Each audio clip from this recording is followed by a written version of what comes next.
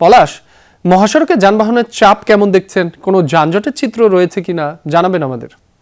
রাতে কিছুক্ষণ আগে আমরা গাজীপুরের বিভিন্ন গুরুত্বপূর্ণ পয়েন্ট যারা রয়েছে সেখানে ট্রাফিক এবং হাইওয়ে পুলিশের বিভিন্ন কর্মকর্তার সাথে কথা বলে তারা বলছিল যে ঈদের আগে যারা বিভিন্ন গন্তব্যস্থানে গিয়েছে তারা যতটাই আসলে বিভিন্ন সম্মুখীন হয়েছে, আসার সময় অনেকটাই নির্বিঘ্নে তারা বিভিন্ন গন্তব্যে আসছে, অর্থাৎ রাজধানীতে প্রবেশ করছে এবং বিভিন্ন কর্মস্থলে যোগ দিচ্ছে।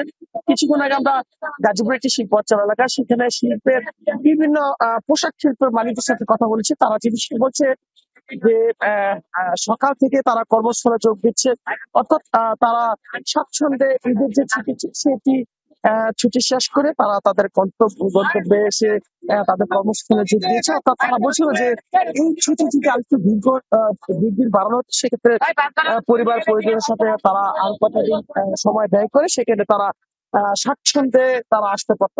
এটি নিয়ে একটি শোক প্রকাশ করেছি। তবে আরেকটি বিষয় যদি বলি সেক্ষেত্রে বলবো যে আসার সময় তাদের যে আসা হয়েছিল বিভিন্ন সড়ক মহাসড়কে, তারা বলছিল যে স্বাভাবিকভাবে আসছিল, পরিবহনে তেমন কোনো চাপ ছিল না, অর্থাৎ তাদের কোনো অভিযোগও ছিল না এমনটাও বলছিল। অর্থাৎ তারা স্বাভাবিকভাবে তাদের কর্মস্থলে এসে পৌঁছেছে।